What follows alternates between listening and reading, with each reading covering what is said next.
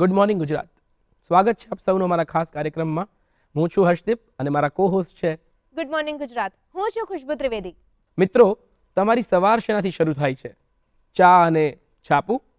હવે જો છાપામાં તમે જે વાંચો છો એ ખબરો, સમાચાર તમારા સુધી કેવી રીતે પહોંચે છે એવો પ્રશ્ન તમને થતો હોય તો આજે એનો જવાબ તમને મળી જશે. કારણ કે છાપખામથી લઈને તમામ પ્રકારના છાપાના પ્રશ્નોને જોડાયેલા અને એને સમજાવી શકે એવું વ્યક્તિત્વ આપણી સાથે સ્ટુડિયોમાં ઉપસ્થિત છે. શ્રી ભાર્ગવ પરીખ સર, સ્વાગત છે આપનું. ધન્યવાદ. ભાર્ગવભાઈ એ પ્રિન્ટ મીડિયામાં અને ટીવી મીડિયામાં બહોળો અનુભવ ધરાવે છે અને તેમણે અનેક એવી ખબરો આપણા સુધી પહોંચાડી છે અને આજે જ એ ખબર પાછળની વાર્તાઓ આપણે કરીશું અને જાણીશું ખબર આપણા સુધી કેવી રીતે પહોંચે છે એવી જ કંઈક વાતો. આપે લગભગ 1986થી પત્રકારત્વ ફિલ્ડમાં જોડાયા. એ પહેલાં આપ શું કરતા હતા અને કેવી રીતે જોડાવાનું થયું? આ બહુ ઇન્ટરેસ્ટિંગ કિસ્સો છે કે 1986 એટલે મારા પિતા પોતે પત્રકાર હતા, નિરંજન પરીખ, બહુ મોટું એમનું નામ હતું. 1986માં સંભવ અખબાર શરૂ થયું અને ભૂપત કાકા અને મારા પપ્પા બંને સાથે કામ કરતા એક જમાનામાં. તો હું એમને કચ્છી વિઝિટ માટે એમના ત્યાં ગયો. એ વખતે હું સેલ્સમેન હતો, ટાઈ હાથમાં બેગ. મને એમને પૂછ્યું કે મને કે શું કરે છે આજકાલ? મેં કીધું ફેરીઓ શું. મને નાનપણથી લખવાનો શોખ હતો એટલે મને કે પત્રકાર થવું છે. મેં કીધું વાહ, બેસી જા. બેસી ગયો, મહિનો કામ કર્યો. સેલ્સમેન તરીકેનો જે પગાર હતો એના કરતાં પત્રકાર તરીકેનો પગાર 3 ભાગનો હતો. નોકરી છોડીને જતો રહ્યો. પણ પેલો પત્રકારત્વનો એક કીડો હતો. તમારા લખાણની અસર જે થાય, બીજા દિવસે એનો ઇમ્પેક્ટ આવે, કંઈક બદલવું છે, કંઈક કરવું છે, એ જે ધગશ હતી. ફરી પાછું પત્રકારત્વમાં મહિના પછી ફરી જોડાયો. ત્યાંથી જર્નીની શરૂઆત થઈ. એ પછી બીજા અખબારમાં જોડાયો, પછી મુંબઈ સાથેના અખબારમાં જોડાયો. પછી સમય બદલાતો ગયો. મને એવું લાગ્યું કે મારો કોર કોમ્પિટન્સી જે છે એ ઇન્વેસ્ટિગેટિવ જર્નાલિઝમ છે. છાપામાં મને જેટલી ઇન્વેસ્ટિગેટિવ જર્નાલિઝમ કરવાની તક મળતી હતી અથવા તો વિશાળ લખી શકાય, લાંબુ લખી શકાય, ઇન્વેસ્ટિગેશન કર્યા પછી ઘણી બધી બાબતો મારે હાઇડ કરવી પડતી હતી અથવા તો છોડી દેવી પડતી હતી જગ્યાના અભાવે. તો આઈ જોઈન મેગઝીન. એ વખતે મેગઝીનનો જમાનો શરૂ થયો હતો 90ના દશકમાં. મેગઝીનમાં કામ શરૂ કર્યું. લગભગ 10 વર્ષ સુધી જાણીતા મેગઝીન્સની અંદર મેં કામ કર્યું. એ પછી ટીવીનો એક દોર નવો શરૂ થયો. મેં ટીવી જર્નાલિઝમ શરૂ કર્યું. હાલ હું ઘણી બધી ઇન્ટરનેશનલ ન્યૂઝની સાથે એજન્સીસ અને સંસ્થાઓ સાથે સંકળાયેલો છું. એટલે કહીએ ને કે રિજિયોનલથી રાષ્ટ્રીય પત્રકારત્વ ને હવે થોડું આંતરરાષ્ટ્રીય પત્રકારત્વ સુધી એક સફર આટલા સમયમાં કાઢી. સર, આટલી લાંબી સફર તમારી છે અને ઘણી બધી ઇન્વેસ્ટિગેટિવ સ્ટોરીઝ તમે કરી છે અને ઇન્વેસ્ટિગેટિવ સ્ટોરીઝમાં ઘણા બધા રિસર્ચની જરૂર પડતી હોય છે, ઘણા બધા સોર્સિસની જરૂર પડતી હોય છે અને એના પછી એક સ્ટોરી બને છે અને પછી એ સ્ટોરી આગળ વધે છે અને ઘણું મુશ્કેલ અને બહુ જ મહેનત ભર્યું કામ છે. તો આટલી બધી સ્ટોરીઝમાં કોઈ એક એવો કિસ્સો જો મારા દર્શકોને તમે કહી શકો જે તમને હજી સુધી આમ મગજમાં તાજો જ હોય કે હજી હું ત્યાં જ પહોંચી જાઉં? મારી લાઈફમાં 3 સ્ટોરી મને બહુ ટચ કરી ગઈ. આમ તો 4 સ્ટોરી. સૌથી પહેલી એક સ્ટોરી હતી એ સુરેન્દ્રનગર પાસે એક ગામમાં પ્રાઇવેટ એક કેમિકલ કંપની હતી. મારી પાસે ઘણા બધા લોકોના કાગળો આવ્યા હતા. એ વખતે હું મેગઝીનમાં કામ કરતો હતો અને પ્રાઇવેટ કંપની હતી એટલે ત્યાં કેમિકલ નદીના પાણીમાં છોડવામાં આવતું હતું ને એની આજુબાજુના સંખ્યાબંધ ગામોની હાલત ખરાબ, પાક ખરાબ થઈ ગયો હતો, લોકોને ચામડીના રોગો થઈ ગયા હતા. એ સ્ટોરી કરવાની કોઈની હિંમત ચાલતી નથી કારણ કે એ ઇન્ડસ્ટ્રીયાલિસ્ટની તાકાત બહુ હતી, પોલિટિકલ તાકાત પણ એની બહુ એ વખતે હતી, પોતાની વગ હતી. હું એ સ્ટોરી કરવા ગયો. એ સ્ટોરી કરી, ગામના લોકોને મળ્યો, એ ફેક્ટરીના ફોટા, કેમિકલનું ગંદુ પાણી નીકળતું હતું તેના ફોટોગ્રાફ લીધા. એ વખતે એ લોકોના જે ચોકીદાર હતા સિક્યોરિટી, અત્યારે તો બધી જગ્યાએ સિક્યોરિટી છે પણ એ જમાનામાં સિક્યોરિટી ઓછી હતી, એ લોકો એમને ઘેરી લીધા. મારો કેમેરામેન બહુ સ્માર્ટ હતો. એણે એ જમાનામાં છે ને આ ડિજિટલ કેમેરા નહોતા, રોલવાળા કેમેરા આવતા હતા. વેરી સ્માર્ટલી એણે બધા કેમેરામાંથી રોલ કાઢી લીધો અને બીજા જે રોલ હતા એને શોક્સની અંદર નાખી દીધા જેથી કરીને અમારા ફોટોગ્રાફ્સ બચી જાય. મારી એક બહુ જ ટેવ છે કે એક વન સાઇડેડ હું સ્ટોરી ક્યારે નથી લખતો. જેની વિરુદ્ધ હું કરી રહ્યો હોઉં, એટલે મીન્સ જેના વિશે હું લખી રહ્યો હોઉં એનો પણ પક્ષ લેવાનો પ્રયત્ન કરું. એટલે હું એ ઇન્ડસ્ટ્રીલિસ્ટ પાસે ગયો અને મેં કીધું ભાઈ હું આવી સ્ટોરી કરી રહ્યો છું ને આટલા મારી જોડે પુરાવા છે, તમારો ખુલાસો શું છે આના ઉપર? તો એ માણસે મને પહેલાં તો ધમકાવવાની કોશિશ કરી. એ વખતે ઉંમર પણ નાની અને હું માન્યો નહીં. આર્થિક રીતે પણ પ્રલોભનો આપ્યા, હું માન્યો નહીં. એટલે મને કહ્યું કે જાઓ તમારાથી થાય કરી લો, આ ફલાણા નેતા છે ત્યાં સુધી મારું કંઈ થવાનું નથી. બહુ ફ્રસ્ટ્રેટ થઈ ગયો હતો હું કે આટલું બધું અને આટલા લોકોની જિંદગી સાથે અસર. હવે એ ભયનો પબ્લિક ઇસ્યુ આવવાનો હતો 1 મહિના પછી. મેં સ્ટોરીને 1 મહિના સુધી સાચવી રાખી. લોકો મને ફોન કરે ત્યાંના ગામના લોકો કે તમે છાપતા નથી, તો અમે બીજા પત્રકાર જેવા થઈ ગયા. મેં સમય આવે છાપીશ. પબ્લિક ઇસ્યુ આવવાનો હતો એના થોડા દિવસ પહેલાં મેં સ્ટોરી છાપી. એનો પબ્લિક ઇસ્યુ તો બેસી ગયો, પણ ગુજરાત હાઈકોર્ટે સુવો મોટો લીધી મારા રિપોર્ટ ઉપર અને એ કંપનીને બંધ કરવાના આદેશ આપ્યા ગુજરાત સરકારે. અને એ પછી જ્યારે હું સુરેન્દ્રનગર ગયો, એ જમાનામાં 80 રૂપિયામાં સર્કિટ હાઉસનો રૂમ હતો અને 8 રૂપિયામાં ચા મળતી હતી. વિલ બી સરપ્રાઈઝ, 2 દિવસ હું રોકાયો, મારું 160 રૂપિયા સર્કિટ હાઉસનું બિલ હતું અને ચાનું બિલ હતું 450 રૂપિયા. એટલા લોકો મને ત્યાં આગળ મળવા આવ્યા હતા. કારણ કે કેટલા બધા ગામના લોકોને ટચ કરી ગઈ હતી. That also touches my heart. બીજી એક સ્ટોરી જે મને આજે પણ હું એના સાથે, એટલે એ દીકરી સાથે હજી પણ હું ઇમોશનલી એટેચ છું. કે નોર્મલી સ્ટોરી કરીને આપણે ભૂલી જતા હોઈએ છીએ, પણ એ ઇમોશનલી એટેચ છું. એ છે 2016ની વાત છે. ત્યારે હું ટીવીમાં કામ કરતો હતો, એક પ્રાઇવેટ ચેનલમાં કામ કરતો હતો અને પાલનપુર બાજુથી પાછો આવી રહ્યો હતો. મારી એક ટેવ કે બધાને મારા સોર્સિસને મળતા આવું. એટલે હું મહેસાણામાં એક પત્રકાર છે એને મેં ફોન કર્યો. મેં કીધું હું તારા રસ્તામાં છું, ચા પીવા આવું છું. એ ટોલ્ડ મી કે આવો આપણે સાથે ચા પીએ. હું બી બહુ વખત પછી જતો હતો. એટલે મહેસાણા અમે ચા પીતા હતા અને ત્યાં એ લોકલ જર્નાલિસ્ટ ઉપર ફોન આવ્યો કે ભાઈ એસિડ એટેક થયો છે. ને એ સરપ્રાઈઝ કે મહેસાણા જેવા ગામમાં કોલેજની છોકરી ઉપર એસિડ એટેક થયો. એટલે I was the first person. હું ત્યાં પહોંચી ગયો. હું ઓબીવા નથી મારી પાસે, ત્યાંથી મેં લાઈવ કર્યું. છોકરીની હાલત જોઈ. મારી દીકરીની ઉંમરની છોકરી, એના બાપા રડે નીચે બેઠા. મેં પૂછ્યું શું કરો છો? તો કે રિક્ષા ચલાવું છું. એટલે વધારે મને થોડું ટચ થયું. એ છોકરી મારા મગજમાં રમ્યા કરે કે એક તરફી પ્રેમમાં એક માણસે છોકરી ઉપર એસિડ નાખ્યું. પેલી છોકરીએ પ્રેમ કરવાની ના પાડી કે ભાઈ હું ભણવા આવું છું, મારા બાપા બહુ મહેનત કરીને મને ભણાવે છે રિક્ષા ચલાવીને, તો મારે આ પ્રેમ નથી કરવો, હું ભણીશ. એટલે મારા મગજમાંથી છોકરી જતી નથી. 2 દિવસ પછી મેં એના બાપાને ફોન કર્યો મહેસાણા. શું છે? તો કે સાહેબ અમને તો ખબર નથી, હું ભણેલો નથી, આંખે પાટા બાંધીને મારી છોકરીને મૂકી રાખી છે. મને ઝટકો લાગ્યો એકદમ કે આંખે પાટા બાંધ્યા છે, એસિડ એટેક છે, એની આંખો બંધ થઈ જશે. એ વખતે આનંદીબેન પટેલ આપણા મુખ્યમંત્રી હતા. કેબિનેટની મિટિંગ ચાલતી હતી. મેં એમને ફોન કર્યો કે બેન મારે મળવું છે ગમે તેમ કરીને. બેન એટલું માન રાખીને મને કીધું કે આવી જાઓ. જઈને મેં બેનને વાત કરી. મેં તો આનંદીબેન આવું થયું છે. You will be surprise, she took prompt action. ત્યાંથી તાત્કાલિક એને અમદાવાદ સિવિલ હોસ્પિટલમાં લાવ્યા. એને જે સરકારી સહાય જે આપવી પડે એ તે બધી અપાઈ ગઈ. એના ઓપરેશન થાય. આ વાત પછી હું ભૂલી ગયો. 2018-19ની વાત છે, લગભગ 18 એન્ડ.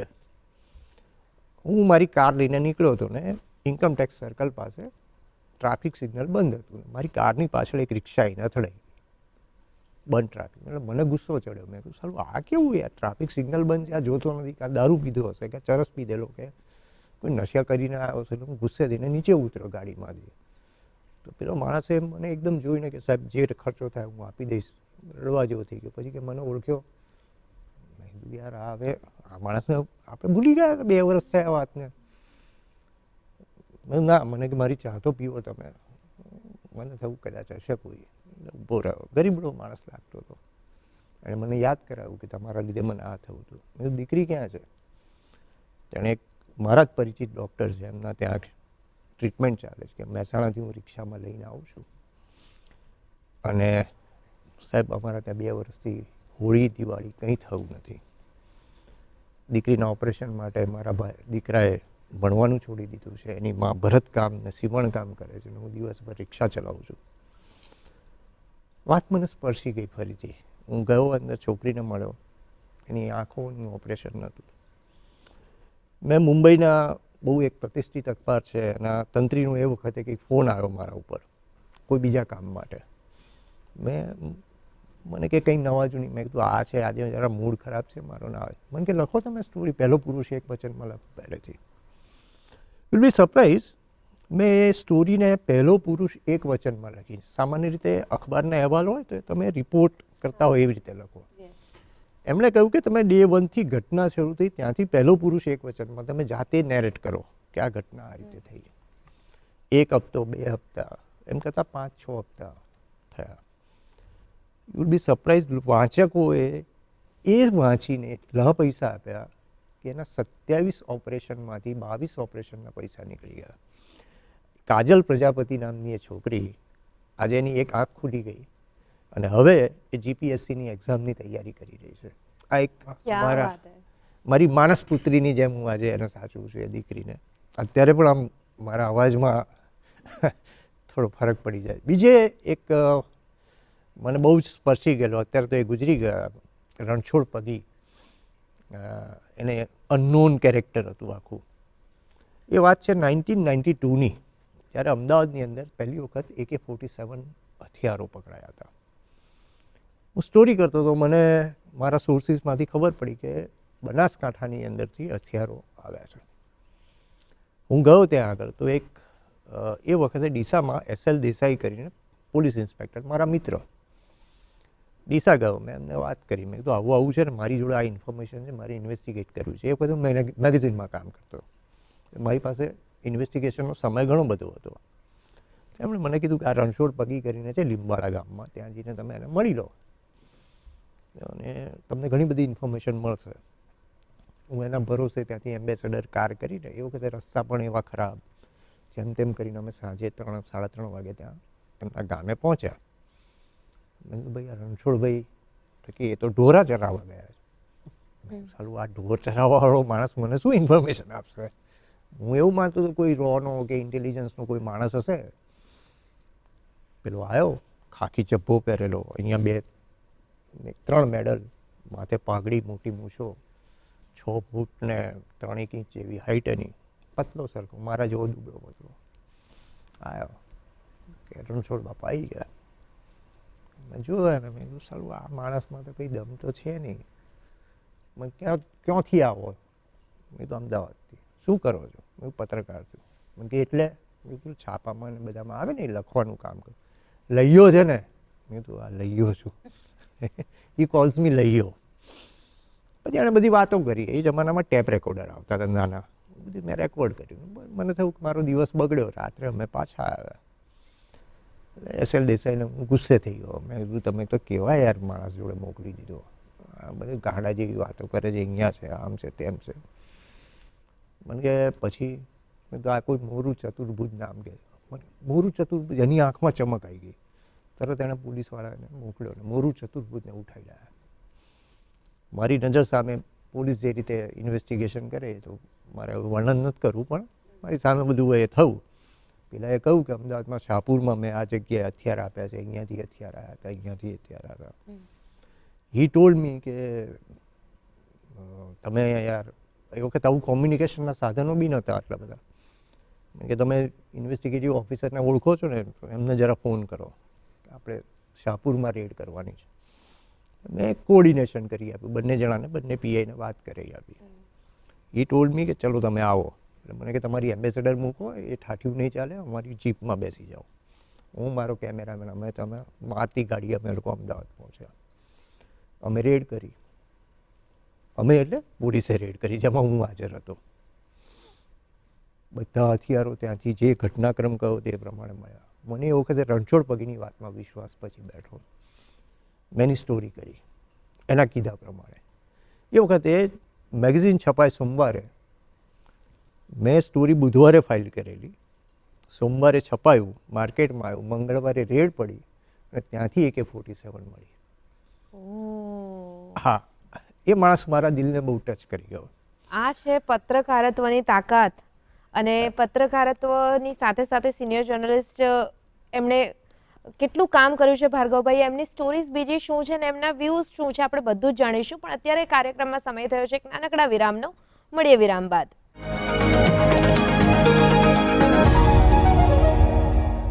વિરામ બાદ ફરી એક વખત આપનું સ્વાગત છે ગુડ મોર્નિંગ ગુજરાતમાં. મિત્રો, ચાનો કપ લઈને બેઠા હોય ને હાથમાં તમે અહેવાલ વાંચી રહ્યા હોય ભાર્ગવભાઈનો, તો ચા ઠરી જશે. ચોક્કસથી એવું જ કહી શકાય. આ શક્તિ છે લેખનની. અને આજના જમાનામાં જે આટલા બધા સોર્सेस આપણી પાસે છે માહિતી સંગ્રહ કરવાના, ત્યારે પણ છાપાની એક અલગ જ વેલ્યુ છે. આવી જ વેલ્યુને દેખાડતી એક સ્ટોરી વિશે આપણે જાણીશું. આ છે નવા જૂના અખબારોની દુનિયા. અહીંયા તમને 40 વર્ષ જૂના અખબારો મળી જશે. અખબારના દરેક પેજ પર આપણા દેશના વિવિધ સમયના દ્રશ્યો છે. તમે ઇતિહાસમાં ડૂબી જવા માંગો છો કે આજે શું ચાલી રહ્યું છે તે જાણવા ઈચ્છો છો તો મુલાકાત લેવી પડશે અમદાવાદના રહેવાસી તુષાર શાહની, જેની પાસે છે સાહિત્યનો ખજાનો. 1982ની સાલમાં જ્યારે મારી 12 વર્ષની ઉંમર હતી ત્યારથી મને વર્તમાનપત્રો, મેગેઝિનો અને પુસ્તકો કલેક્શન કરવાનો અનેરો શોખ જાગ્યો. અને એ જમાનામાં મારી પોકેટ મની મને 15 પૈસા મારા ઘરેથી મળતા હતા. તેમાં પણ હું 10 પૈસા બચાવી અને મહિનાના 3 રૂપિયા થાય તો એ પૈસા જમા કરી અને હું સારું વર્તમાનપત્ર, મેગેઝિન અને પુસ્તક લાવી ખરીદીને વાંચતો હતો. અને ત્યારથી ઉત્તર મારો આ શોખ વધતો ગયો. અને આજે 2024ની સાલમાં પણ મારી પાસે 4 થી 5 હજાર જેટલા મેગેઝિનો છે, પુસ્તકોનો પણ વિશાળ ખજાનો છે અને વર્તમાનપત્રોનો પણ વિશાળ ખજાનો છે. અને મારા વર્તમાનપત્રો અને મેગેઝિનોમાં આજ સુધી મેં લગભગ 200 જણાને મદદ કરી છે. અને ડે બાય ડે હજી બી મારી એવી આશા છે કે હું લોકોને આગળ પણ મદદ કરું. તુષારભાઈના ન્યૂઝપેપરના કલેક્શન મને મારા કોલેજના થીસીસમાં મદદરૂપ થયા છે. મારા આરોગ્યલક્ષી જે થીસીસ બનાવવાનું હતું જેમાં 3 થી 4 મહિનાના ન્યૂઝપેપર કલેક્ટ કરવાના હતા, જેમાં જે આરોગ્યલક્ષી પૂર્તિ આવતી હોય ને તેના મતલબ પૂર્તિ કલેક્ટ કરવાની હતી. જે મારા મિત્ર છે વિપુલભાઈ, એમના તરફથી એમના થ્રુ મને સંપર્ક થયો તુષારભાઈનો. તો તુષારભાઈના ન્યૂઝપેપર મને તુષારભાઈ આપે, એના થ્રુ મેં થીસીસ બનાવ્યું હતું. મારી પાસે ઇન્દિરા ગાંધીનું 31 ઓક્ટોબર 84 અવસાન થયું એ પણ પેપર અવેલેબલ હોય, કે કચ્છનો ભૂકંપ આવ્યો 2001માં 26 જાન્યુઆરી એ પણ અવેલેબલ છે. એટલે મેઇન ડેટના બધા જ પેપરો હું રાખું છું અવેલેબલ. અને એમાં બી કોઈ રાજકીય નેતાનું અવસાન થયું હોય, ઇન્ડિયા જે વર્લ્ડ કપ જીત્યું હોય 2 એપ્રિલ 2011 એ પણ હોય. અને એટલે દરેક ટાઈપના વર્તમાનપત્રો જે મહત્ત્વના દિવસોના છે એ મારી પાસે અવેલેબલ છે. મારા MJ લાઇબ્રેરી ગુજરાત વિદ્યાપીઠ, ત્યાં મારો નંબર છે. અને કોઈને પણ આ રીતે બેક ડેટના પેપર જોઈતા હોય તો એ લોકો મને કોન્ટેક્ટ કરે છે અને હું એમને પ્રોવાઈડ કરું છું. આ જૂના અખબારોની સંપત્તિને સાચવી અને જાળવીને રાખવું એ પણ સહેલું કામ નથી. મારા વાઈફ છે ને એ જ આમાં બધું કરે છે અને ટોટલી એ જ 30% મારું વિઝન છે અને 70% એમનો સિંહ ફાળો છે અને એ જ આ કામ કરે છે. અને લગભગ દરેક મહિનાના એકવાર દરેક પેપરને ઉથલાવી અને સાફ સફાઈ કરવાની, મેગેઝિનોને ઉથલાવીને પણ એને સાફ સફાઈ કરવાની, એમાં ધૂળ ઉડાડવાની અને બધું જ કામ એ કરે છે. અને એના કારણે જ અત્યારે મારો જે આ શોખ છે એ હું અત્યારે આટલો આગળ વધી શકું છું. તુષારભાઈ સાથે સંપર્કમાં આવ્યા પછી મને ખબર પડી કે આ મારા થીસીસમાં પણ આ કામ આવી શકે છે. એ તુષારભાઈનો મેં સંપર્ક કર્યો અને એમના જોડે જે કલેક્શન છે એમાંથી જે મારે જોઈતું હતું એ એમને મને આપ્યું. આ સિવાય પણ જ્યારે 2022માં ઇલેક્શન હતું ત્યારે પણ એમની મદદથી મેં પોલિટિકલ જે સમાચારો હતા એનું પણ મેં વિશ્લેષણ કર્યું. અને એની પણ એમને જે ઇન્ડિયા ટુડેના જૂના મેગેઝિનનું કલેક્શન પણ એમની પાસે છે. એટલે કે ગુજરાતના અથવા અમદાવાદના પણ જે પણ કોઈ સ્ટુડન્ટ હોય એમને આ તુષારભાઈ ઘણા મદદરૂપ થઈ શકે છે. આજથી 25 વર્ષ પહેલાં એક મેડમ મારી પાસે આવ્યા હતા જેમની પર્ટિક્યુલર પેપરમાં એડ હતી અને એ એમને વિઝા લેવાના હતા. અને એમ્બેસીમાં ગયા બોમ્બે તો એ લોકોએ કીધું કે તમે એ પેપર લઈને આવો તો એ અમે તમને વિઝા પ્રોવાઈડ કરીએ. એટલે એ મારી પાસે આવ્યા અને એમને સારા સદનસીબે એ પેપર મળી ગયું મારી પાસેથી કલેક્શનમાં અને એમને વિઝા પણ મળી ગયા. એ જ રીતે કોઈને કોર્ટ મેટર હોય તો 3-4 કિસ્સા એવા પણ છે કે જે જજે એવું કીધું કે ભાઈ પ્રૂફ તરીકે આ પેપર લઈને આવો તો એ પણ મારા કલેક્શનમાંથી મેં એમને આપ્યા છે સર્ચ કરીને અને એમનો પણ કામ થઈ ગયું છે. તો છાપાઓની લાઇબ્રેરી જે અમુક વર્ષોના છાપાઓનો સંગ્રહ કરે છે એ પણ રિસર્ચમાં અને અમુક વાચકોને વધુ રસ પડે એવી એક આખી ઘટના છે. અને આપણે આપણી સ્ટોરીઝ તરફ પાછા વળીએ તો આપણે વાતો કરી કે સુરેન્દ્રનગરના કોઈ કેમ્પસનું, ઇન્ડસ્ટ્રીયલ કેમ્પસનું જે ઘાતક કેમિકલ છે એ પાણીમાં ભળવાથી શું થયું અને એને કઈ રીતે લોકોને નુકસાન કરતું હતું એ બંધ થયું. ત્યાંથી લઈને આપણે મહેસાણી દીકરીની વાત સાંભળી અને એના પછી આપણે રણછોડ પગીની વાત સાંભળી અને આવી જ વાતો આપણે ફરી આગળ વધારીએ છીએ. સર, આપે વચ્ચે એક શબ્દ વાપર્યો હતો કે અહેવાલ લેખન, પહેલો પુરુષ એક વચન, ત્રીજો પુરુષ એક વચન, પણ પત્રકારત્વમાં અને અહેવાલ લેખનમાં શું ફેર છે? આપ શું કઈ રીતે જુઓ છો એને? હા, હવે જ્યારે પત્રકાર તરીકે, એક રિપોર્ટર તરીકે તમે કામ કરતા હો ને, ત્યારે બહુ જ મહત્ત્વની વસ્તુ એ છે કે તેમાં તમે તમારા પોતાના વ્યૂઝ નથી આપી શકતા. તમે બનેલી ઘટનાને વર્ણન કરો છો. ઘટના કેવી રીતે બની, ક્યાં બની, કે એની પાછળના કારણો શું હતા, એનાથી ઉપર નથી જઈ શકતા. તમે પોતે પહેલો પુરુષ એક વચનની અંદર નથી જઈ શકતા. એટલે પહેલો પુરુષ એક વચન એટલે જેમ અત્યારે આપણે બેઠા છીએ, મારા તમારા 3 જણાના સાથેના મળ્યાના અનુભવ, દેટ ઇઝ અ પહેલો પુરુષ એક વચન.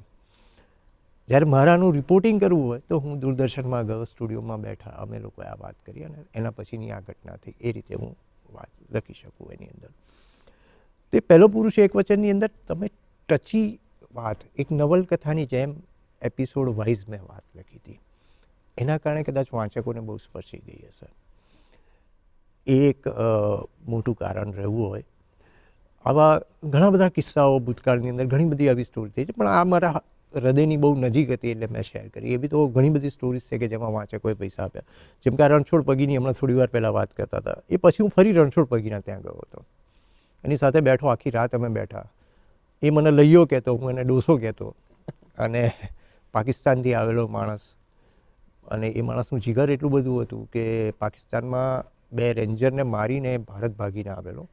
40 વર્ષની ઉંમરે એણે લગ્ન કર્યા 20 વર્ષની છોકરી સાથે, ત્યાં તે રબારી, અને પગલા ઉપરથી માણસ ઓળખી બતાવે. હાજી મસ્તાન જેવો માણસ એની પાસે આવ્યો હતો કે દાણચોરીનો સામાન અમે અહીંથી ઘુસાડીશું, જેમ દમણ એક જમાનામાં દાણચોરી માટેનું હતું, એણે ના પાડી દીધી હતી. આ રણછોડ પગીને 72ની વોરની અંદર જો રણછોડ પગી ના હોત તો બનાસકાંઠાથી પાકિસ્તાનનું સૈન્ય આપણે ત્યાં ઘૂસી ગયું હોત. રણછોડ પગીએ દારૂગોળો સરદારસિંહ નામના કર્નલને પહોંચાડ્યો હતો. એના કારણે આપણું લશ્કર લડ્યું હતું. એ સ્ટોરી મેં લખી. એ સ્ટોરી લખ્યા પછી લોકોએ, વાંચકોએ એટલા બધા પૈસા આપ્યા કે એનું પોતાનું એણે ખેતર ખરીદ્યું. અને મજાની વાત એ છે કે ખેતરનું પહેલું નારિયેળ ફોડવા માટે હું ગયો હતો ત્યાં આગળ. એ પછી કેશુભાઈની સરકાર અને નરેન્દ્ર મોદીની સરકાર બંને જણા એનું પેન્શન ચાલુ કર્યું. આજે પણ રણછોડ પગીની, મને ગર્વ એ વાતનો છે કે રણછોડ પગીનું પુતળું બનાસકાંઠાની સરહદ ઉપર છે. અને જાણે રણછોડ એમ કહેતો હોય કે તાકાત હોય તો આવો, હું હજી બેઠો છું. એ એક ફિલિંગને, એક ટચ હજી રણછોડ સાથેનો રહ્યો છે. અલબત્ત ગુજરી ગયો 103 વર્ષની ઉંમરે. એ માણસ દેશ માટે એણે આખી જિંદગી ઘસી નાખી એ માણસે. તો એ પણ મારા હૃદયને બહુ સ્પર્શતી સ્ટોરી. એક થોડો ઊટપટાંગ પ્રશ્ન લાગશે તમને, પણ ભૂપત વડોદરિયાએ તમને પત્રકાર થવું છે એવું ન પૂછ્યું હોત તો તમે સેલ્સમેન તરીકે જીવ્યા હોત તો તમે શું ગુમાવ્યું હોત? તમે શું વિચારો છો? મને એમ લાગે છે કે કદાચ હું બહુ જ લોકોને મળવાનું મેં ગુમાવ્યું હોત. બહુ જ લોકોની ઝીણી ઝીણી વાતો જે આજે પણ મને સ્પર્શે છે. કે મને રસ્તામાં જતા, એટલે મને માણસ બહુ ગમે છે. હું દરેક માણસને જ્યારે મળું છું ને ત્યારે એક માણસની અંદરથી કોઈ ખૂબી, કોઈ માણસની અંદરથી પકડવાનો પ્રયત્ન કરું છું. અને આ કદાચ મારી નાનપણની ટેવ છે. આ ટેવ મારી ડેવલપ થઈ મારા પિતાજીના લીધે. મને યાદ છે, હી ડાઈડ ઇન 83. બહુ જ મોટા ગજાના પત્રકાર હતા. અને એ જ્યારે ગુજરી ગયા ત્યારે ગુજરાતભરના અખબારો બંધ રહ્યા હતા. આ ઇતિહાસ છે. કોઈ દિવસ કોઈ ગુજરી જાય તો છાપામાં પૂરતી બહાર પડે, છાપું બંધ નથી રહેતું. તો 81નું અનામત આંદોલન હતું. અને મારા પિતાએ એ વખતે અનામત આંદોલન ન થાય એની તરફેણમાં વાત કરતા, છાપાઓમાં એમના નામ સાથે જાહેરાતો આવતી હતી. એટલે હું એમની સાથે એક દિવસ ઝઘડ્યો. મેં કીધું અનામતના કારણે કેટલું નુકસાન થાય છે આ તે. મારા પિતા એ વખતે મને લઈ ગયા દલિતોની વસ્તીમાં. ત્યાં જઈને મને ફેરવ્યો એમણે. અમે દલિતના ત્યાં બેસીને ચા પીધી. એટલે હું તો એ વખતે ચા નહોતો પીતો, પણ એમણે ચા પીધી, મેં પાણી પીધું. એટલે મને ત્યાં સુધી દલિત, આ તે અસ્પૃશ્યતા આનાથી કોઈ નિસ્બત નહોતો, પણ મને એમ હતું કે અનામતના કારણે મારો હક છીનવાઈ રહ્યો છે, એવી મારી મિથ્યા ભ્રમણા હતી. ત્યારે મને થયું કે ખરેખર માણસ ઝૂંપડીમાં કે દુઃખમાં કેવી રીતે જીવે છે એ મેં પહેલી વખત જોયું. એ મારા નાનપણની અંદર, એ વખતે મારી ઉંમર કે 13 કે 14 વર્ષની હશે. એ વાત મારા મનમાં બહુ ઘર કરી ગઈ. મારા પિતાએ મને એ વસ્તુ શીખવાડી હતી કે માણસમાં ફરક નથી, પરિસ્થિતિમાં ફરક છે, ખુરશીમાં ફરક છે. અને એ જે મને અંદર ટચ કરી ગયું, એના કારણે આજે પણ મને અપીલ કરે છે. નાના માણસની વાતો બહુ અપીલ કરી જાય છે. તમે ક્યારે બી મારી સ્ટોરીઝ વાંચશો તો એ તમને મારી સ્ટોરીઝની અંદર એ વસ્તુ રિફ્લેક્ટ થતી દેખાશે. એટલે કદાચ જે હ્યુમિનિટી મારી ભીતરમાં રહેલી છે એ કદાચ મરી જાત જો હું પત્રકાર ના થયો હોત તો. કદાચ હું માણસ તરીકે સમજી ના શક્યો હોત. એટલે પત્રકારત્વએ મને ઘણું બધું આપ્યું છે. મને માણસો આપ્યા છે, મને દોસ્તો પણ એટલા આપ્યા છે, મને જાણકારી પણ એટલી આપી છે. અને સમાજમાં થતી વસ્તુઓ, ઊંધી જતી વસ્તુઓને કેવી રીતે તમે ઉજાગર કરી શકો, કેવી રીતે રોકી શકો. જો ભગવાન બુદ્ધ આવ્યા, ભગવાન કૃષ્ણ આવ્યા, ભગવાન રામ આવ્યા, તો આ દેશમાં કે દુનિયામાં ચોરોની વસ્તી ઘટી નથી. એટલે હું ઘટાડી શક્યો છું એવો કોઈ મારો દાવો નથી, પણ ક્યાંક બ્રેક લગાડી શક્યો છું, એટલું તો થઈ શક્યું છે મારા. સર, આપને જો એવું પૂછું કે તમારા સોર્સિસ જે તમે વારંવાર કીધું કે હું મહેસાણા એમને મળવા ઉભો રહ્યો, મને સોર્સિસે આ કીધું એટલે આ ખબર પડી.